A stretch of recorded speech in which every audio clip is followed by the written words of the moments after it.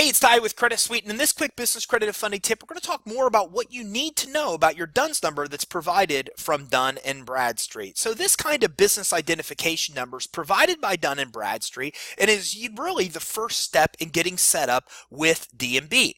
So with D&B, the DUNS number is a 9-digit number assigned to every unique address in their database. Now, each of the reporting agencies has one of these business identification numbers, and D&B's name for their business identification number is DUNS. So every address in Dun & Bradstreet's database has a DUNS number, and you must have a DUNS number before they'll even issue you a credit profile and before they'll issue you a Paydex business credit score. So if you're focusing on building your business credit and you're not yet seeing credit report on your Dun & Bradstreet report, it very well could be because you don't have your DUNS number. Visit us online at creditsuite.com/tips for more tips and information about building your business credit.